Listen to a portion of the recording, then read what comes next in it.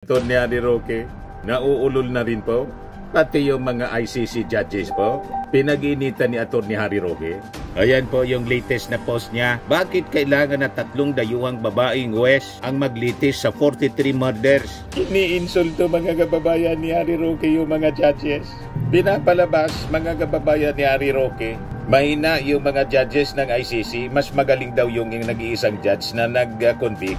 Kaya sabi sa reaksyon ni Vilma de la Cruz, Roque should be removed from the ICC's accredited lawyer. Harry, the instigator, Jude Asidre tells Roque to offer legal aid to OFWs arrested in Qatar.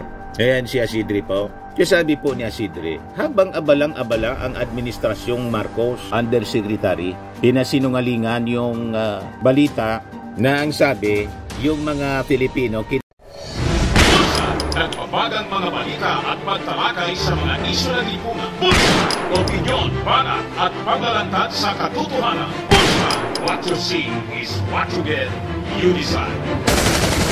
Joke time muna po tayo mga kababayan. Padala ni Mylene Velasco. Ang title nito, Patapangan ng Aso. Contest ito mga kababayan ng matatapang na aso mula Amerika, China at saka sa Pilipinas siyempre. Una galing sa Amerika po. May mga judges ito kasi patapangan nga po, contest. Yung police daw galing sa Amerika po, nilabas ng may-ari. Sindak po yung audience, pakakita ng police dog po. Itsura pa lang po, napakatapang. Lalo pag bumuka yung bibig na napakalaki. Kasindak-sindak po. Palakpakan yung audience po sa unang contestant. Pangalawa yung galing sa China, pitbull po. Pakitang gilas din po yung pitbull. Sindak na sindak yung mga tao, yung audience po, napatayo sa takot. Sumunod si Pedro sa Pilipinas po. May dala-dala po, may bit-bit na sako na may laman na maliit na aso. Nang makita ng audience po, pinagtawanan si Pedro. Ano man na niya yan na aso mo? Napakaliit. Maya-maya mga kababayan, nagpupumiglas yung aso. Nabitawan po ni Pedro yung aso. Asong ulol pala. Kaya nakalagay. Kaya nakalagay mga kababayan sa sako, asong ulol, nagliliyab yung mata. Naglalaway at nagliliyab yung mata. Pinag-aabol pati yung judges. Panalo. Napakatapang na aso mga kababayan. Asong ulol kasi. Wala pa namang bakuna yun sa rabies. Naulol. Takot na takot yung takot na takot yung mga tao, pati yung judges na patakbo. Patapangan eh. Anyway, matik na po, 200 pesos. Ito na pa. Padala mo na lang yung GCash number mo para mapadala natin ng 200 pesos. Kasali ka na rin sa monthly draw. 5,000 yung cash prize. Yung hindi mabubunot, pwede pa rin sa December. Grand draw, 10,000 pesos yung cash prize. Ayos pa, dito na tayo po sa ating seryosong kwento. Pag-usapan natin si Atty. Harry Roque. Nauulol na rin po.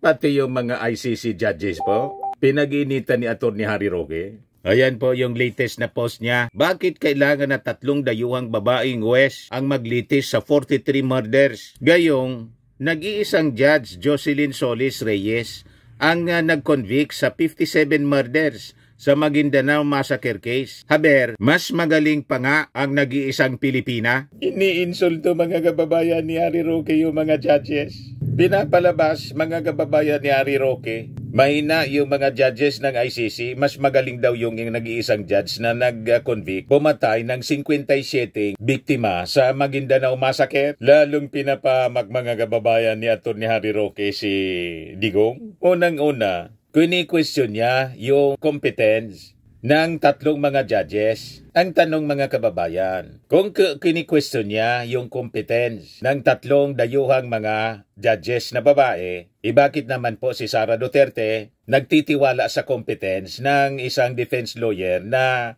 dayuhan din? At hindi nagtiwala sa isang Pilipino na tulad ni Harry Roque na sabi, expert sa international law.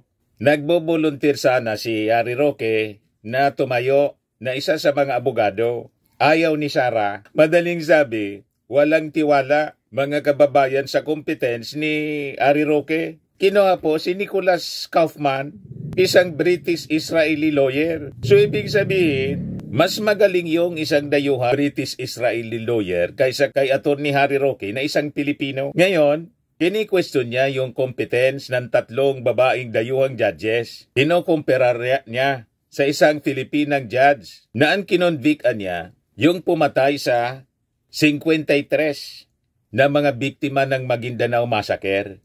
So sinasabi niya mas magaling ang isang Filipina judge na nag-iisa lang siya pero kinonvict 53 kaysa sa 3 mga dayuhang ICC judges na maglilitis sa 43 lang.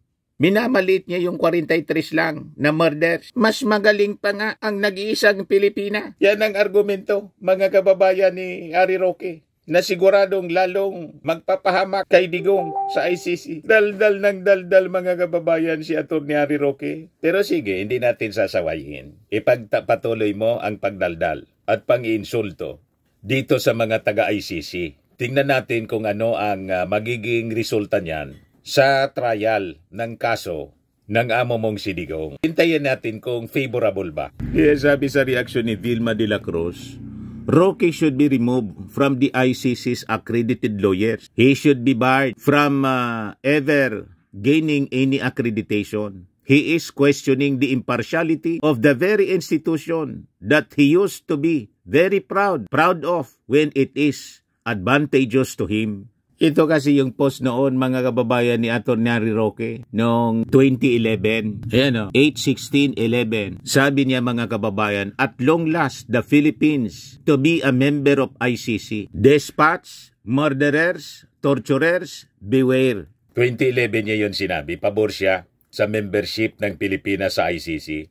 After 14 years, mga kababayan, hindi niya akalain yung amo niya, yun pala yung masasampulan. First Asian leader na humarap, mga kababayan, sa ICC, si Digong. Noon tuwang-tuwa si Harry Roque. Ngayon, galit na sa ICC. Backfire? Sabi ng isa pang netizen, si John C. Vlog, Roque must be kicked out, deported, or arrested for maligning the ICC judges. Sabi ni Sophia Davidson, I thought you are applying for asylum. Malamang ma-disapprove po pati yung asylum niya. Yung application niya for asylum, ma-disapprove for maligning the ICC. Siyempre, yung mga judges, may influensya yan. Malamang may mga kakilala sa The Netherlands. Kaya hayaan natin na magkamali, mga kababayan, itong si Atty. Harry Roque sa kanyang kakadaldal na hindi pinag-iisipan. Alangan man itong mga judges, mga kababayan, walang kakilala sa gobyerno ng Netherlands. Na-gets na ninyo? Malamang mayroon. Pero siyempre, hindi man sasabihin na influensya nila na pwedeng tawagan ng mga judges yung immigration o kung sino na authorities sa the Netherlands na mag-approve, mga kababayan, sa kanyang application for asylum. Malamang i-deport ng immigration. Imbes na i-approve ng gobyerno ng Netherlands, yung immigration ng Netherlands, mga kababayan, i-deport itong si Harry Roque dahil sa masamang bibig. Tama po yung ating mga analysis. Iniinsulto niya yung mga ICC judges, minamaliit, kinukumpara sa isang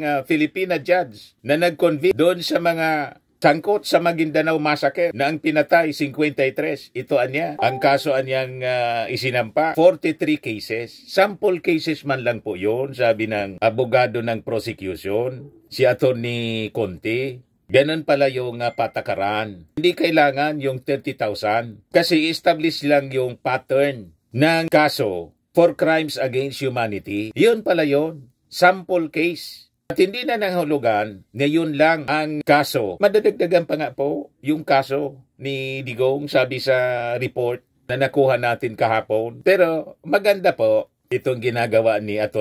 Harry Roque na mismong sarili niya, sinisira niya. Yung amo niya, sinisira niya. Dinidiin sa pamamagitan ng paninira doon sa ICC judges. O ngayon, may challenge si Congressman Jude Asidre kay Atty. Harry Roque. Tulungan mo daw, Atty. Harry Roque, yung mga nakulong doon sa Qatar na mga OFWs kasi kayo yung nagsulsol. Yun ang yan pwede mong gawin. Tulungan mo. Sabi dito sa report ng Politico News, Harry, the instigator, Jude Asidre tells Roque to offer legal aid to OFWs arrested in Qatar. Ayan si Asidre po. Kaya sabi po ni Asidre, habang abalang-abala ang Administrasyong Marcos sa pagtulong sa ating mga kababayang Pilipino na nahuli sa Qatar, mas mainam siguro na gamitin ni Attorney Harry Roque ang kanyang kakayahan bilang isang international lawyer para tulungan ang ating mga kababayang OFW sa Qatar sa pamamagitan ng pagbibigay ng legal na tulong o kaya't pagkalap ng financial support para sa kanila. Sabi ni Asidre, sa intindi ko, isa siya sa mga nagbuyo sa ating kawawang mga kababayang naiipit ngayon na magsagawa ng pagtitipon.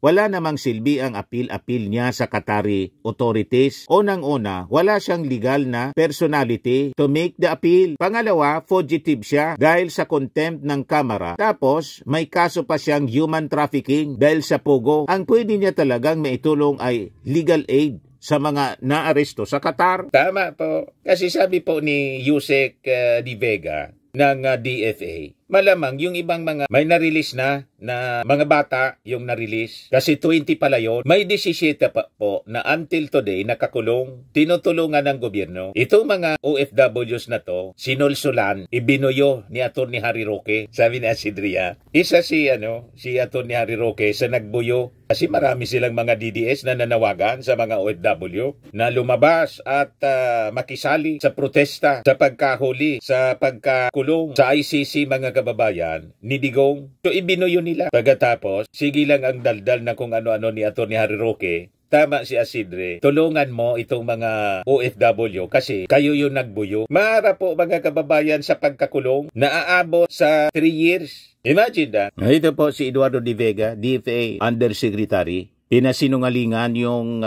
balita na ang sabi, yung mga Filipino can post 1 million bail. DFA denies OFWs detained in Qatar can post 1 million bail. Sabi ni Di Vega, that's fake news. Walang bail dito. Mangyayari dyan, either ipalaya sila o kakasuhan at saka matagal ang detention. 3 years po ang maximum. Kita ninyo? Bakit ito nangyari sa kanila? Ibinuyo nitong mga DDS tulad ni Harry Roque. Sinulsulan na mag-rally para sa tinatawag nilang Global People Power. Yan ang pinalalabas ng mga DDS. Global anya ito? Matindi? Global People Power. O ngayon, yung mga nagsulsol tulad ni Atty. Harry Roque, yun ang challenge. Bakit hindi ninyo tulungan ngayon?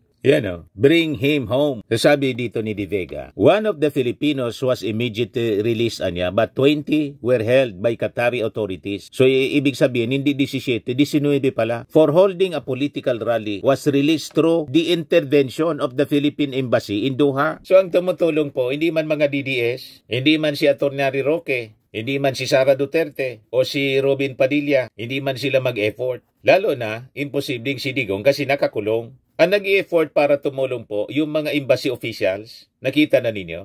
Ibinuyo ninyo yung mga OFW, sinulsulan ninyo, pagkatapos pinabayaan ninyo, nadamay tuloy sa pagkakulong. Imbes na isa lang yung nakakulong, si Digong, sa ICC, nadagdagan, mga kababayan, dahil sa pambubuyo ninyo. Kaya tama po si Asidre. In Qatar, any type of political rally is prohibited and any individual found guilty of violating the law could face imprisonment of up to 3 years, sabi po ng DFA. Migrant Worker Secretary Hans Kakdak said the country's labor attaché in Qatar, who is a lawyer, is providing legal assistance to the detained Filipinos who participated in a political demonstration in support of former President Rodrigo Duterte that coincided with the latter's 80th birthday. So yung tumutulong po, sabi ni Di Vega, yung Philippine Embassy sa Qatar. He disclosed that police investigation is ongoing and that Qatari authorities are trying to find out the people who organized the demonstration. So hinahanap na po kung sino yung Masimono, yung nag-organize noon. Tapos yung ibang mga Filipino doon, nagutom daw habang nakakulong kasi nagkataon sa Muslim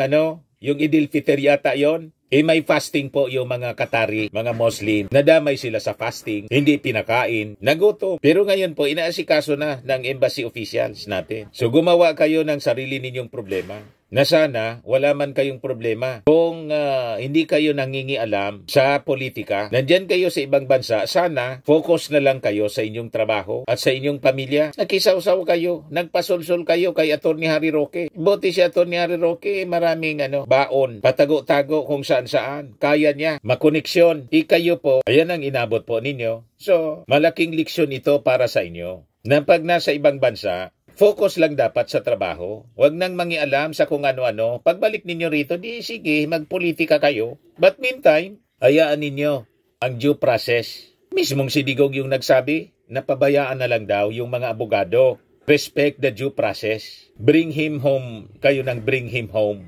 O ngayon, kayo ang malamang ma-deport. Kayo ang napauwi rito, hindi man si Digong. Sasabi dito sa balita, according to De Vega, it must be emphasized that the rally was harmless because it was a family gathering and picnic of sort. However, De Vega said the Qatari investigators were asking not only about the organizers, but also if the Filipinos intended to disrupt relations between the Philippines and Qatar, among others. If found guilty of violating laws in Qatar, De Vega noted the maximum penalty that Filipinos are facing is 3 years in jail and then they would be deported. But De Vega said this penalty could be reduced or Filipinos would only be fined. Yung multa po mga kababayan, yung fine, umaabot sa 788,000 pesos. Imagine that. Saan mo kukunin? So, ibig sabihin yan, kung hindi kayo tutulungan ng gobyerno sa pagbayad ng fine, malamang malubog kayo sa utang. Mabuti kung may savings kayong 788,000, malamang wala. Nga kayo. Sinira ninyo yung inyong hanap buhay dahil sa kakakampi ninyo kay Digong. Dumistansya po kayo. Huwag nang makisawsaw dito. Lalo't nagtatrabaho kayo dyan sa Qatar na maigpit po yung batas sa mga ganyang political rally. Kailan kung iyan ang ikakasaya ng inyong buhay, di idiretso ninyo yung mga gawain ninyo. Tingnan natin kung saan kayo pupulutin yan. Tama po? Ito naman po, Firmax Firming and Lifting Cream, pinapahid po sa mga pulses in affected area. Mainam po sa paninigas ng mga kaso-kasuan. Ito naman po, Automax Radiant Serum. Sa mukha naman yung application, anti-aging po siya. You will look 10 years younger than your age. Sa mga cancer patients naman po, baka lang gusto ninyo itong itry. Neng siya red mixed fruit drink. Hindi mo po siya gamot, food supplement siya. Kaya lang, gawa siya mga kababayan sa goji berry. Yung goji berry, may anti-cancer properties. O ngayon, yung mga inquiries ninyo, dumiritso na lang kayo sa aming messenger sa Facebook para masagot namin agad. Ayos pa? Ayos na ayos niya, Mr. Maravilla. At sa mga naghanap po ng malinis and spacious fitness gym, pumunta lang po kayo sa aming Colossal Fitness Gym. May Grab car rental din po kami. Ito naman po yung bago naming product na binibenta online. Eye Glow Serum, whitening po siya. Tingnan ninyo yung epekto sa aking anak na architect before and now. Yung mga inquiries po ninyo, dumiretso na lang kayo sa kanyang Facebook account, Riz Maravillas.